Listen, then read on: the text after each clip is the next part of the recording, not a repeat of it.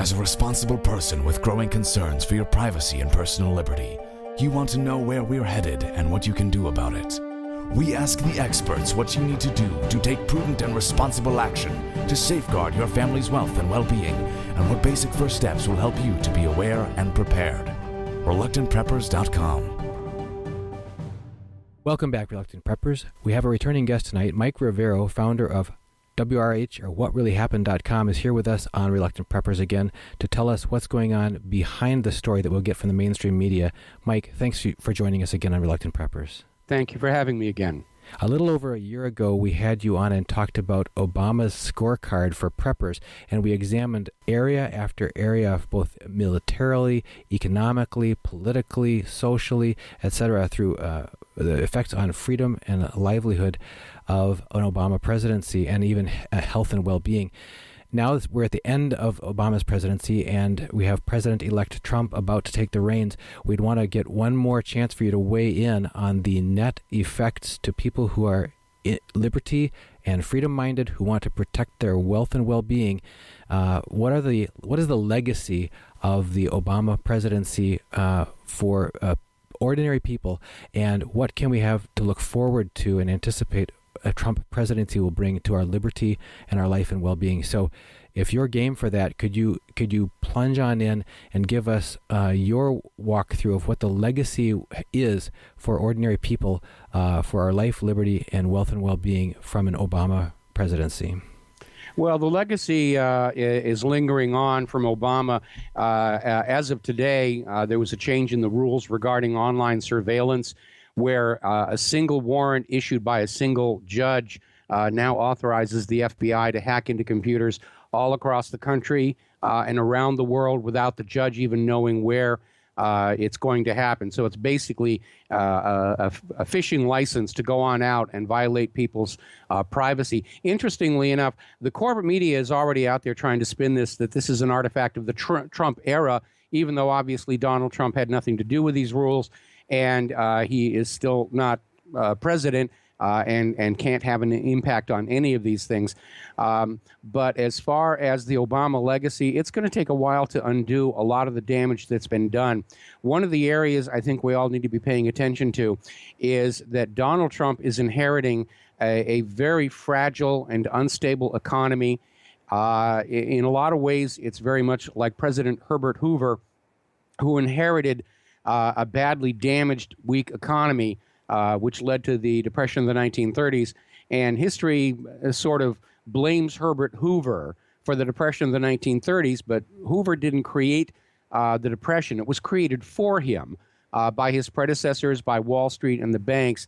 And in evaluating what's going on with the economy, it's hard to see any real solutions available to Donald Trump to deal with this mess of out-of-control debt, out-of-control speculation. We do know that they're looking at overturning Dodd-Frank and trying to rein in the Wall Street banks from some of the out-of-control speculation. I have a family member who's actually involved in the government regulatory agencies, and they're already making preparations to go back to Glass-Steagall.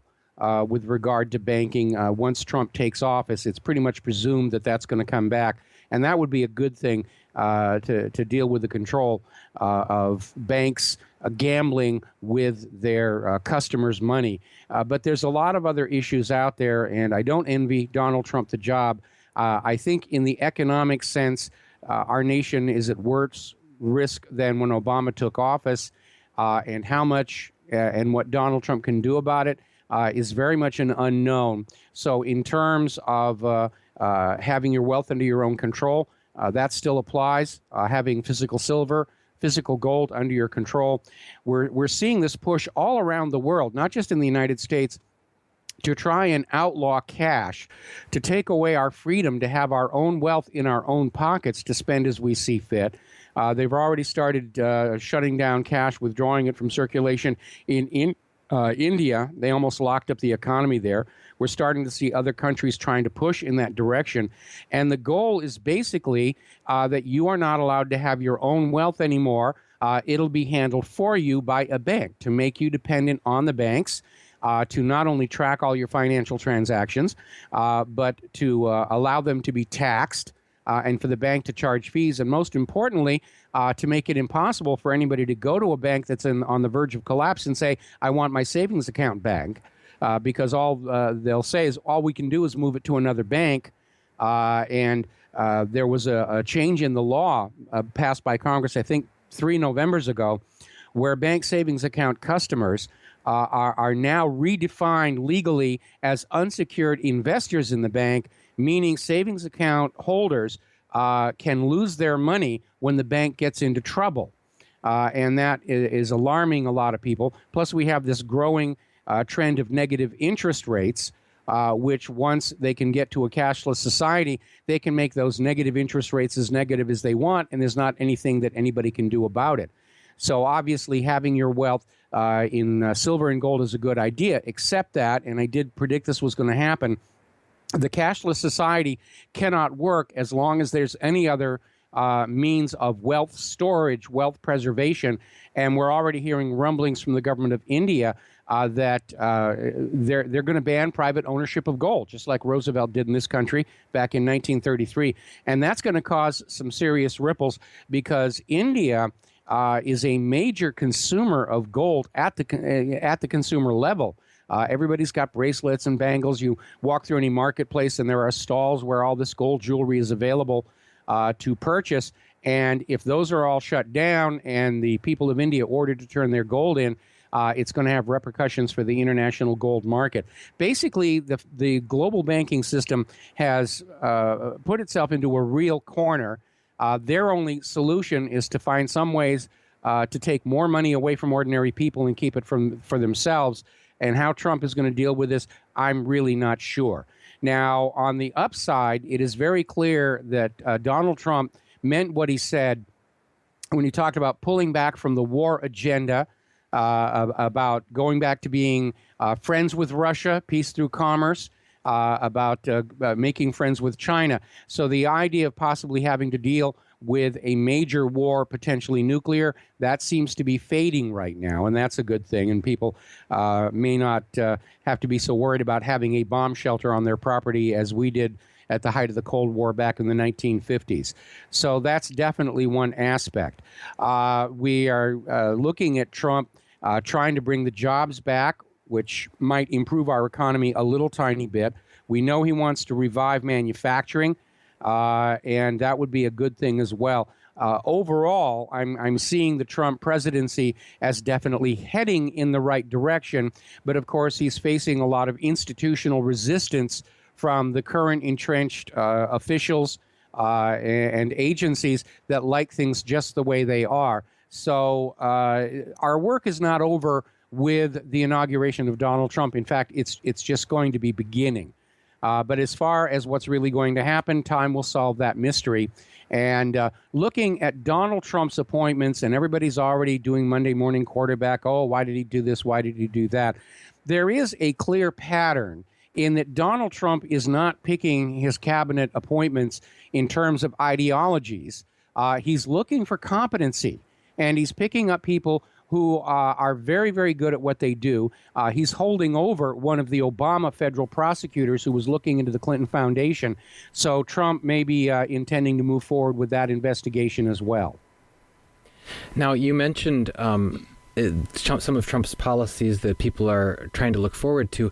There was an article that came out today talking about how the U.S. debt has passed $19.9 trillion and expected to pass $20 trillion in February and 20.15 by the end of next year.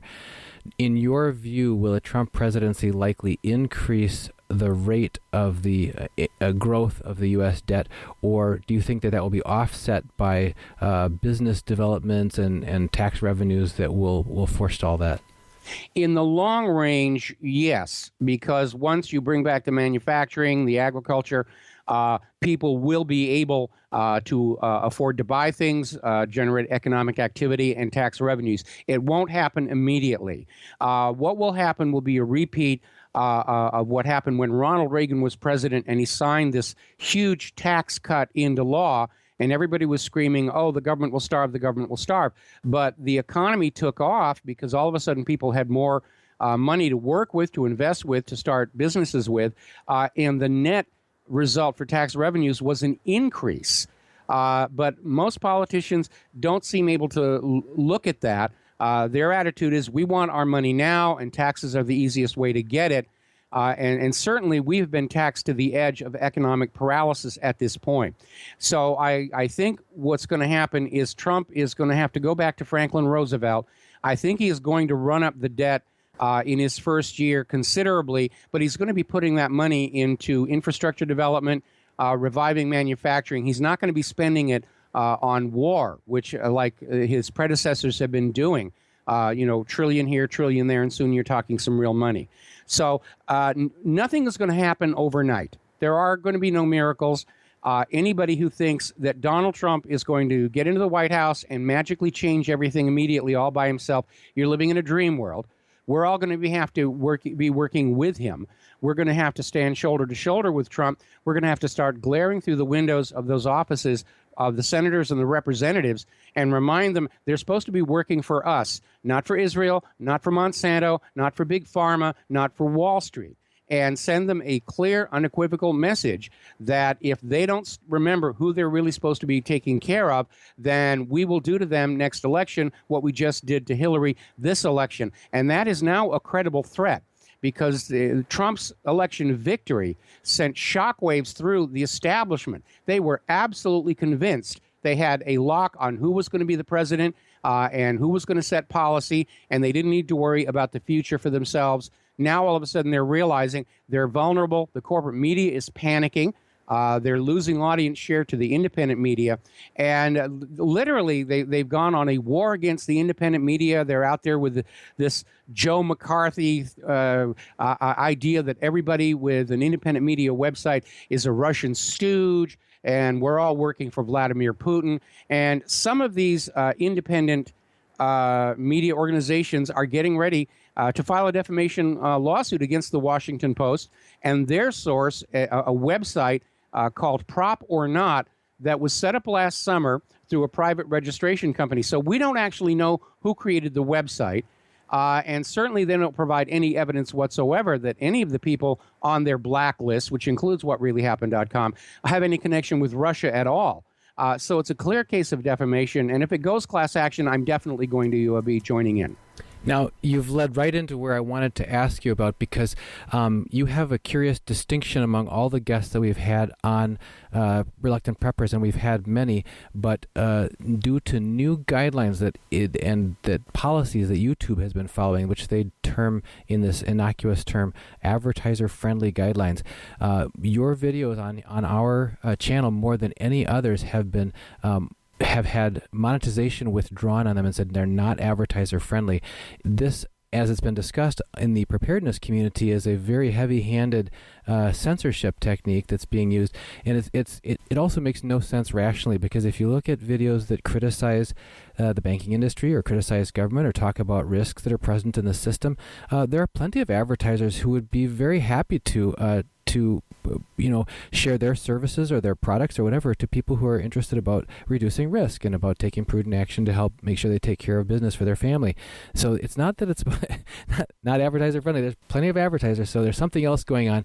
Can you help us unravel what is it about the way that you reveal what really happened that's trying to be censored here, and why have we've even had to make it so we have to sanitize the descriptions on some of those videos and take out all the interesting words, because otherwise it'll be taken down as not advertiser friendly. So we've even had to launch our own now independent newsletter. If people go to reluctantpreppers.com, they can sign up for free for our new newsletter, so we can put the unabridged and unedited versions of the notes that we used to be able to publish under your interviews and those of others. But you hold that distinction, Mike. So what is it that makes you such a hot topic that YouTube's concerned about? The things it's not just me. It's all the independent media, and part of it, of course, is again trying to maintain corporate media monopoly over what people are seeing, reading, hearing, talking about. The other aspect of it is the corporate media, especially after this election. The corporate media has finally woken up to the fact They no longer have a monopoly on information flow through our society. And so their strategy is to try and find ways to drive us out of business, to bankrupt us. By sabotaging our advertising, calling our advertisers, and trying to scare them off of us. Again, these are tactics that betray a tremendous fear on their part. Now, the corporate media is already losing money hand over fist. And many of these social media platforms like Facebook have been caught literally committing fraud to defraud their advertisers. By artificially inflating their viewership numbers. But these corporate media outlets are underwritten by very wealthy institutions and individuals who are willing to sign those checks as long as the corporate media is able to prove that they're in control of the minds of America. And the reality is that the corporate media is not paid all that money to report the news or to tell you the truth. You can get that very inexpensively anywhere you want to go. The corporate media's business model is they are paid millions of dollars to be very convincing liars. And this election and the decline in the corporate media's audience and the increase in the independent media's audience is showing we're at a watershed moment where the traditional corporate TV, radio, news media is rapidly becoming irrelevant. And they're very much concerned. They don't want to give up those $1 million paychecks. And they know they can't go back to telling the truth because that's not what they're being paid to do. So they're literally trying to find any way they can shut down their competition. We know that had Hillary won the election, she already had a plan to basically shut independent media down, one that Obama was already talking about with his curating function. To basically say nobody is allowed to post any kind of news or opinion on the internet without a government license the way the corporate media operates. Donald Trump, of course, understands the corporate media was his enemy during this campaign, and he's going to be very supportive of a free and independent media on the internet. As a matter of fact, there's an interesting story that shortly after winning the election, Donald Trump had a meeting with the heads of the major media corporations, and they all walked in there to Trump Tower expecting that they were going to get the rules for how they were going to get access to the White House. And instead, Trump did an apprentice-style dressing down of them and said, you're all a bunch of liars. You need to be ashamed, and basically threw them on out. And the media has reacted by going on the attack even more. The New York Times got caught in a huge whopper. They ran this headline, Donald Trump will not criminally investigate Hillary Clinton, knowing it was going to destroy a lot of Trump's support. And it turned out the New York Times reporters just made this up. The actual interview of the transcript, they're asking him, are you going to take the investigations off the table? Trump says no. And they took another quote about it's not a priority and I'm not out for revenge. And they basically used that to justify this claim that Trump was not going to criminally investigate Hillary Clinton. Completely bogus. The mainstream media ran with it. They're running all these articles about how we're all the fake news and they're the true news, which is kind of a hard sell when people start looking back at how the corporate media was there telling us Saddam had weapons of mass destruction and Assad was using gas on his own people and the Lusitania wasn't carrying weapons, and on and on and on. And, you know, just how the BBC reported on the collapse of Building 7 22 minutes before it actually happened on 9/11. So it's a tough sell, and they're resorting to these Red Scare tactics and McCarthy tactics to try and demonize us, and they're not getting any traction with it at all. Donald Trump has already signaled that the traditional corporate media does not have the inside track to the White House press room. Trump is using Twitter to directly communicate to the American people, to bypass the corporate media. And Twitter has responded by threatening to cancel all of Donald Trump's channels because he's putting out hate speech. And so it's all about the corporate media wanting to maintain its monopoly control over information flow in this country. And they've already lost it. And if you go back and study the history of when Gutenberg rediscovered movable type printing, you'll see that the power structure of his day reacted in much the same fashion, trying to shut it all down, this idea of middle class being able to afford books and literacy exploding. It's a threat to our system. It's a threat to our society. They're not going to believe what the rulers and the clergy tell them. And we're seeing exactly the same thing again today. In fact, Obama came out with a comment just a few days ago that he thinks Americans have access to way too much information, that it would really be much better if they were just dumb and believed what the TV told them. So we're on the threshold of a major sociological revolution and a re-democratization of our society, all brought about by the internet, the independent media, peer-to-peer communications. Well, Mike, those were the main points we wanted to really hit tonight. Any further aspects of the Obama legacy or what we can look forward to in the Trump presidency that you think you'd like to weigh in on before we wrap? Well, again, with Donald Trump, it's really premature to be analyzing and judging until he's actually got the job. And we need to be very, very careful because Hillary's people have not given up hope that they can find some way to the White House. They were trying to do all these recounts in 3 states, not because they thought the recounts were going to change the results, but to try and keep these 3 states from participating in the Electoral College on December 19th, which would have allowed a mere handful of faithless, defecting electors to steal the White House for Hillary Clinton. Fortunately, that plan has fallen apart. Judges in 2 of the states have already rejected the petitions for hand recounts. And what we have to be concerned about now, of course, is something unfortunate happening to Donald Trump between now and December 19th. Because if something were to happen, if he were to be shot, if his plane were to crash, if he were to be struck by a bolt of lightning, then the Electoral College would be perfectly within their rights to hand the White House to Hillary Clinton. I really think this thank you tour that he is doing right now was a very reckless and dangerous idea. And I like Donald Trump because he's an outsider and not a career politician. I don't agree with everything he says. One of my biggest concerns is that, like Jimmy Carter, being an outsider, being a reactionary president, he is in many ways as dangerously naive about just how dirty Washington, D.C. politics can get.